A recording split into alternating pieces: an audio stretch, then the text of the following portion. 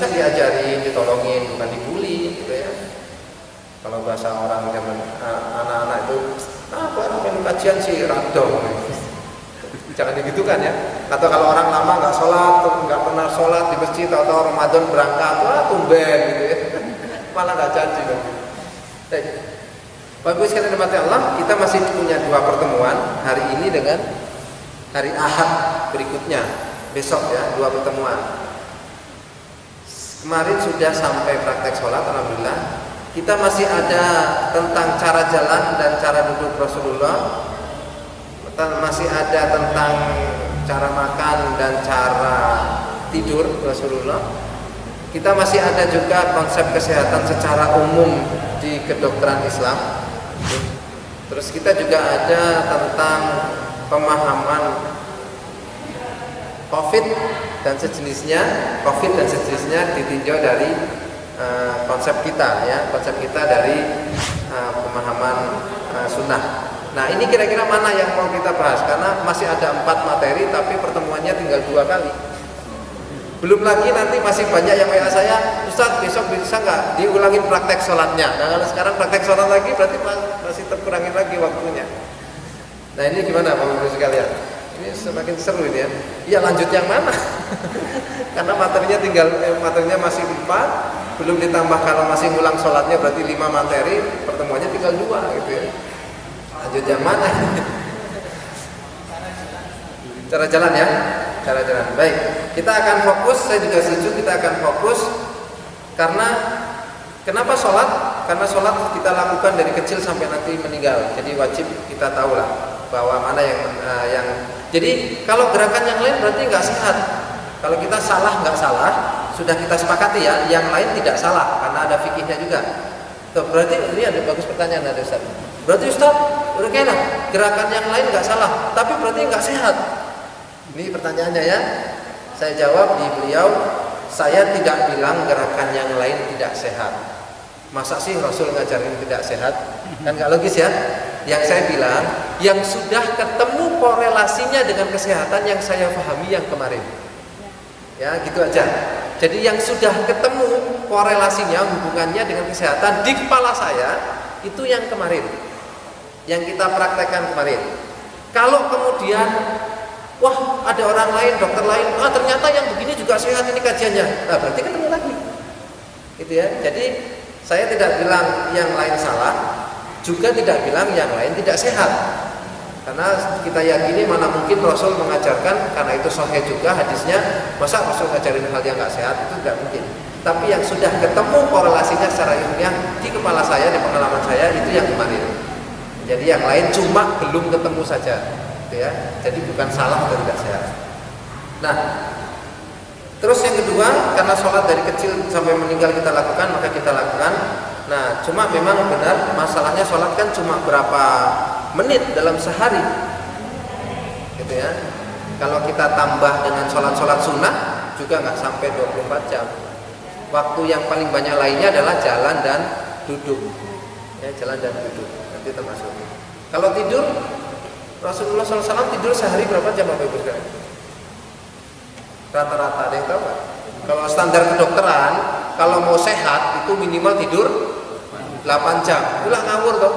Nuhun sewu ini kalau ada dokter lah ngawur toh. Lah itu lah subuh liwat nih 8 jam tidur. Orang gak itikaf segala nanti. Rasulullah itu tidur berapa jam Pak? Belum lagi perintah seperti ke malam terakhir. Tambah gak nyambung gitu ya kalau 8 jam. Baik ya. Bismillah.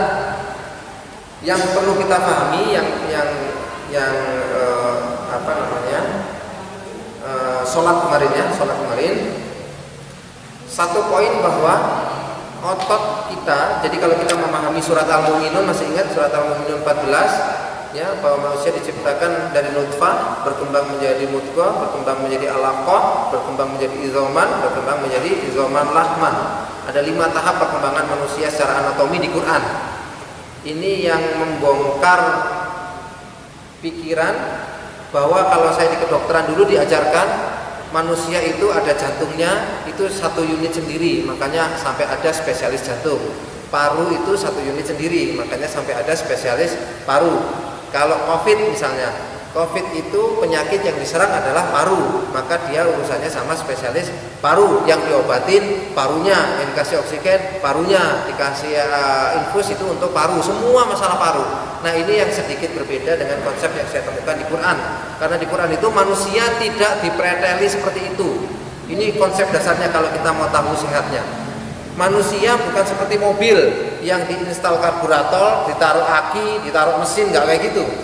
Manusia itu dari satu nutfah, kemudian berkembang menjadi mudghah, sel, kemudian sel secara fungsional, kemudian menjadi alaqah, izoman tulang, izoman lahman itu otot dan tulang, rangka ya. Jadi karena kita berkembang dari satu sel, maka manusia tidak bisa dipisahkan satu sama lain.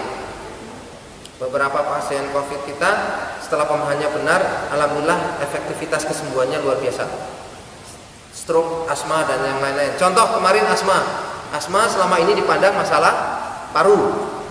Ternyata di Quran ketemu itu masalah rangka dada ya. Cuma dilonggarkan selesai masalah. Jadi ini bukti bahwa organ manusia tidak bisa dipreteli begitu.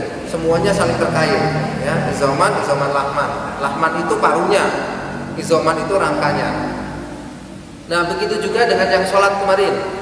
Sholat itu kenapa bisa kemudian membuat sehat? Hanya dengan merubah kaki yang tadinya terbuka menjadi lurus, yang lehernya nunduk jadi rata. Itu ya semua. Nah, kenapa? Karena dengan gerakan itu otot-otot, semua otot yang terkait dengan tulang yang kita putar, baik waktu sujudnya rata, rukunya rata, sujudnya seperti ini, itu semua kan rangkanya jadi terkoreksi, otomatis otot menjadi terkoreksi. Nah, otot akan mengkoreksi organ dalam. Itu nih kesimpulannya. Nah, yang jadi PR adalah posisi sholat kita seperti itu kan sudah bertahun-tahun. Berarti otot dalam posisi seperti itu, organ juga dalam posisi seperti itu juga sudah bertahun-tahun. Nah, otot dan organ itu ibarat karet, kayak karet sifatnya, dia elastis. Nah, tentu nggak bisa kita itu karet yang sudah miring atau melintir bertahun-tahun diberesin dalam sekejap, nggak mungkin. Ya, jadi PR-nya adalah sholat yang seperti itu dilakukan terus dalam rangka, kalau secara anatomi, dalam rangka untuk melatih otot kembali ke normalnya. Kalau tidak dilatih, sekarang agak enak, nanti balik lagi karena otot kayak karet. Begitu juga dengan jalan dan duduknya. Banyak pasien yang setelah diajak jalan ala Rasul itu, wah ya enak bener ya Ustaz, sakit pinggang saya langsung hilang. 3 hari kemudian ngomong lagi, tapi dok kok sekarang 3 hari lagi kok balik lagi yo gitu. Berarti kan nggak sembuh. Nah kan otot itu kayak karet. Jadi ketika diberesin, kita waktu aktivitas sudah fitrah lagi, sudah normal lagi, sudah enak badannya. Tapi karena dia merasa enak, nggak melakukan lagi. Karena nggak melakukan lagi, ototnya narik lagi, balik lagi, jadi kembali lagi. Nanti PR-nya itu seperti itu ya. Baik, kita telah sedikit tentang jalan Rasul. Sebelum pandemi, Bapak Ibu sekalian, saya sering diminta beberapa biro umroh haji untuk dampingi jamaah ke Tanah Suci, baik sebagai pembimbing maupun sebagai tim kesehatan. Awal-awal dulu ketika saya belum paham tentang ini, saya melihat orang Arab kalau jalan gimana Bu? Pak, yang sudah pernah ke Tanah Suci, orang Arab kalau jalan gimana? Ya cepat-cepat kayak orang lari, cuk gitu. Saya dulu sempat suudon. Iki orang Arab kan ngerti agama ya, kok jalannya tergesa-gesa, padahal tergesa-gesa itu perbuatan setan, kan gitu. Masa orang Arab ini semua kayak setan jalannya? Ternyata bagi panjenengan yang sudah pernah ke Tanah Suci, itulah salah satu cara berjalan Rasul. Makanya orang Arab makanannya kan kambing-kambing ya, makanannya nasi mandi, nasi biryani gitu kan. Minumnya Pepsi malah kayak orang sehat banget gitu kan. Tapi saya sebagai tim kesehatan berkali-kali dampingi jamaah yang sakit ke rumah sakit di Mekah maupun Madinah. Mekah, Madinah saya sampingi ke rumah sakit. Dokternya di sana main game semua Bu, nganggur semua dokter itu.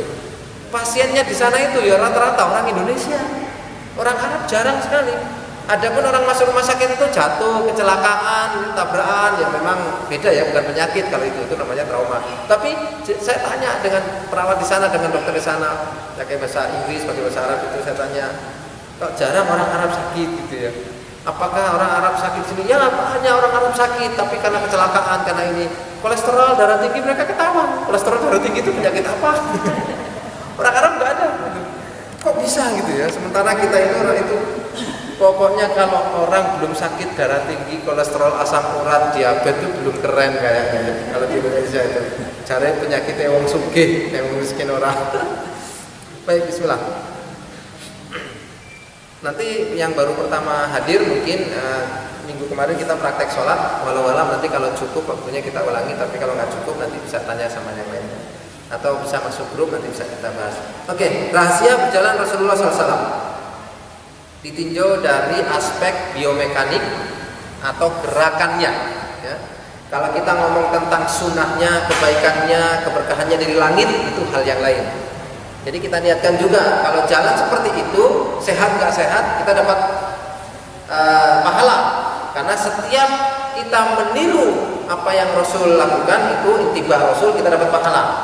Seperti ketika Umar mencium Hajar Aswad, kan dia bilang, wahai Hajar Aswad, batu, sesungguhnya aku hanya batu. Kalau Rasul tidak cium kamu, saya nggak akan cium kamu. Ngapain saya cium batu, kan gitu. Jadi Umar cium Hajar Aswad itu, ini juga sekaligus Bapak Ibu kalau ke tanah suci besok mau cium Hajar Aswad, itu niatkan begitu ya, bukan terus ngalap berkah atau apa tuh gosok-gosok doanya kabul, enggak ya, niatnya cuma satu, yaitu karena Rasul melakukan itu maka saya lakukan, karena itu pahalanya di situ. Jadi bukan mencium batunya pahalanya, tapi meniru Rasulnya.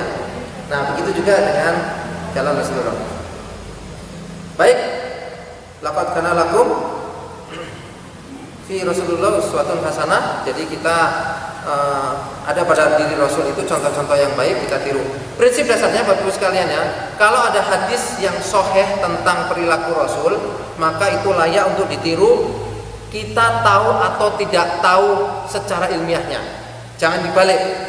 Sekarang ini banyak sekali manusia atau umat muslim yang kalau nggak ada penelitian ilmiahnya nggak percaya.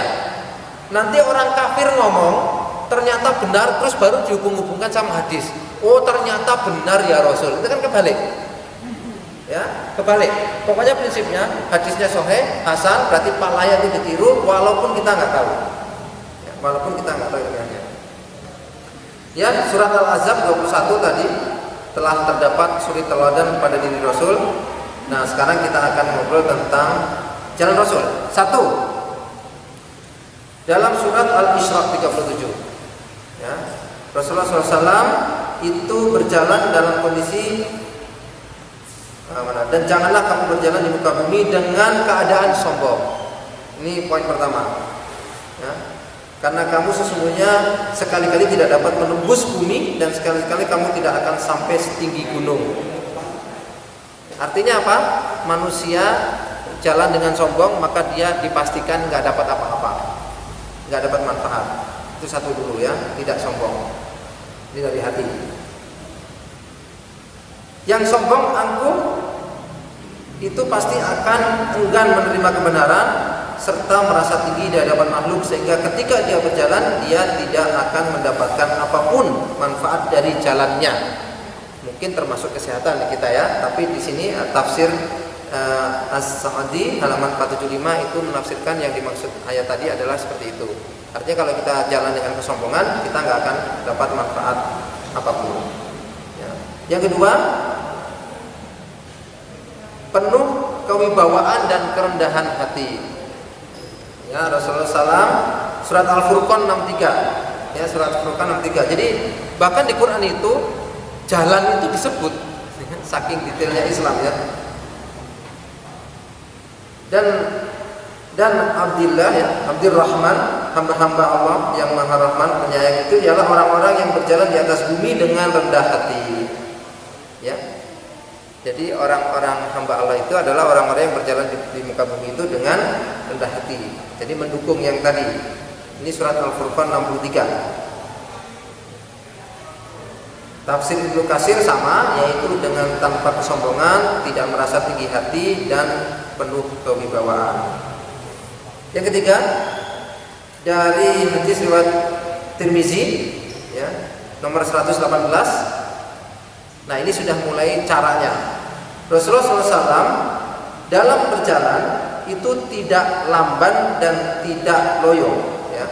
Tidak pernah aku melihat orang yang lebih tampan selain Rasulullah SAW. Matahari bersinar di wajahnya, dan aku tidak pernah melihat orang yang lebih cepat dalam berjalan selain Rasulullah SAW. Seakan-akan bumi dilipat bagi beliau. Jadi cepat sampainya. Seakan-akan bumi dilipat bagi beliau. Bahkan kami harus bersungguh-sungguh jika berjalan bersama beliau. Dan beliau bukanlah orang yang cuek. Jadi ini sudah mulai beda Bapak Ibu sekalian. Rasulullah jalannya gimana? Cepat, dap dap dap dap, tidak loyo. Kalau kita orang Jawa sambil ngobrolin kindak, udah beda. Di sini sudah langsung kelihatan bedanya. Nanti kata Ustaz Nur, nanti beda yang ikut kajian sama yang enggak. Yang sholat udah kelihatan, oh ini ikut kajian ini enggak. Nanti jalannya kelihatan Ustaz, oh ini jalannya. Gitu ya. Jadi dari cepat namun tidak tergesa-gesa ya. Artinya kalau tergesa-gesa itu tidak melihat situasi. Kalau cepat itu kalau kosong gini jadinya nggak lambat. Ya, tapi kalau ramai banyak orang yang menyesuaikan. Kalau tergesa-gesa itu apapun kondisinya dia di jalan ramai ngebut ke sana ke sini, nah itu tergesa-gesa. Tapi kalau jalan sepi kencang ya itu namanya cepat. Ya, sudah. Cepat tidak tergesa-gesa. Berikutnya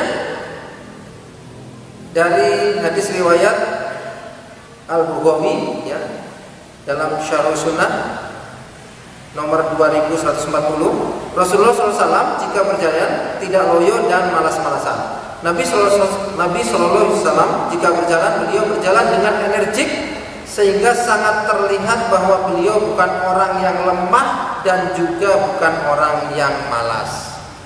Ya, jadi ini senada dengan yang tadi ya. Beliau jalannya tidak kelihatan luntruk gitu ya. Oke hutange.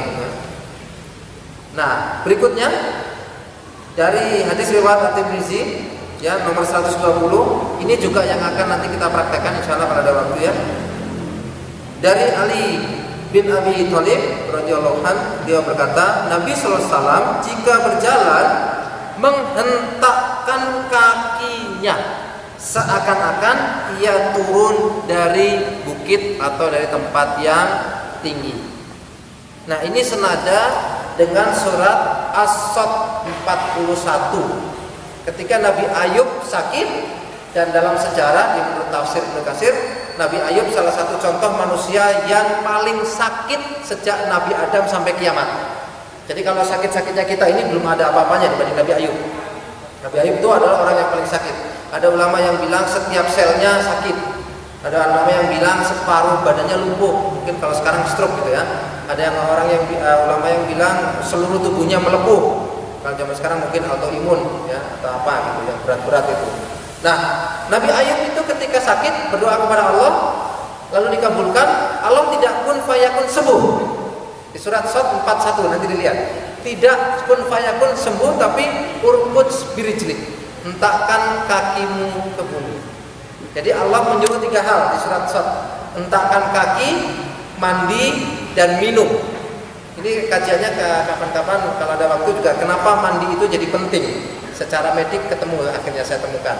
Kenapa Rasul itu sebelum sholat subuh atau bangun sholat malam itu mandi, dan mandinya beda caranya. Ya.